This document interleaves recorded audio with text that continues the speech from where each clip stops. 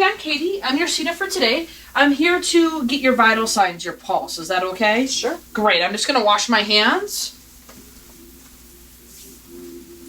Can I check your ID? Sure. Great. Thank you. All right, you are Meg. Perfect. I'm just going to go ahead and pull your privacy card.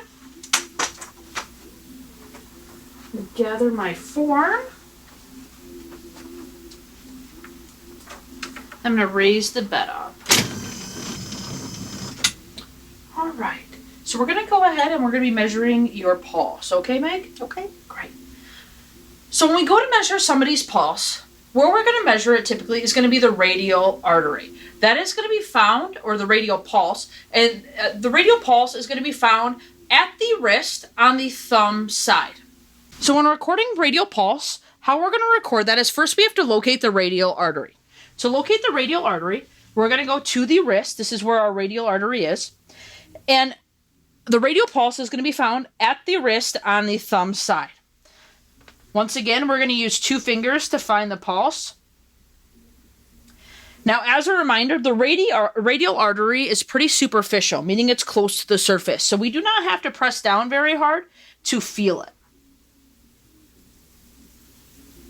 When we go to measure the pulse, what we want to do is we want to make sure we use 2 fingers and not our thumb. Our thumb can have its own pulse. So when we're using our fingers, we typically want to use the pad of our fingers.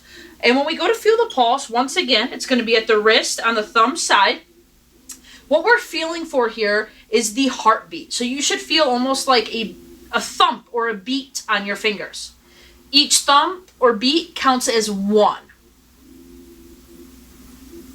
When you find the pulse, it's going to be extremely important that you feel comfortable and confident before you start counting. Accuracy is going to be important when we're counting vital signs. On the state exam, how this is going to work is we are going to be measuring their radial pulse on one arm while the nurse evaluator is on the other arm measuring it at the same time.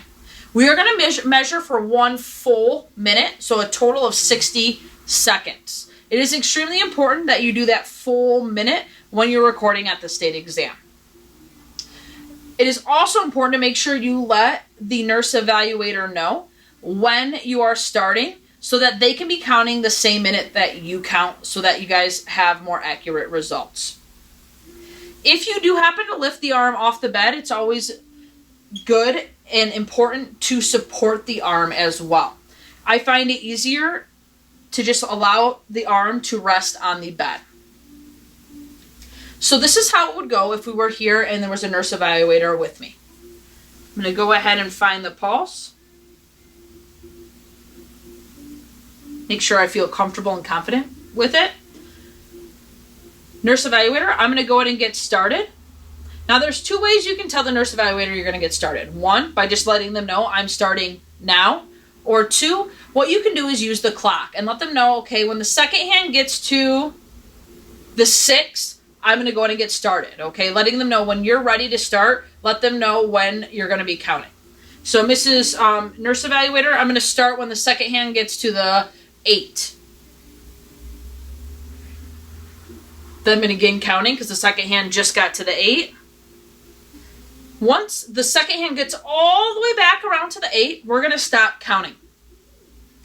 And what I'm going to need to do now is I need to record the number I just counted. Remember, every single time I felt a beat on my fingers, that counted as 1. So I'm going to get my total number and I'm going to write it on my form. And then I'm going to sign the form. This is an example of the form that you'll be using at the state exam. Wherever you work, you may just record it on their electronic charting records, which is how most people now chart. It is important to note that when you're finished, you're going to give the form to the nurse evaluator, and they are also going to write down the number that they got when they were measuring pulse. For the state exam, you have to be within 4 beats per minute of the nurse evaluator to successfully pass pulse skill. Now, the normal value for an adult is between 60 beats per minute and 100 beats per minute. So, for example, at the state exam, if I were to get 72 beats per minute and the nurse evaluator got 75 beats per minute, that would be considered passing because you were within 4 beats per minute. Now say that I got 58 beats per minute and the nurse evaluator got 67 beats per minute. That would be considered a fail because you were not within 4 beats per minute. All right, Meg, I'm all finished with the pulse.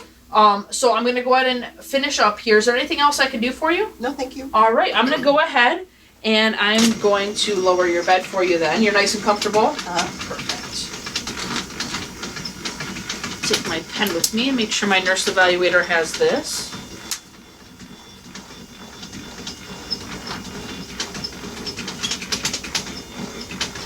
All right, Meg, do you want your privacy curtain open or closed? Close, please.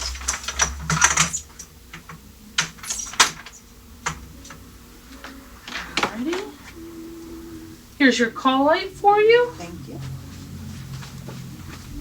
Here's your personal belongings, everything you need here, your reading material and all that. Mm-hmm. Great. All right, is there anything else I can do for you? No, thank you. All right, I'm going to go and wash my hands and exit. You have a great day. You too. Thank you.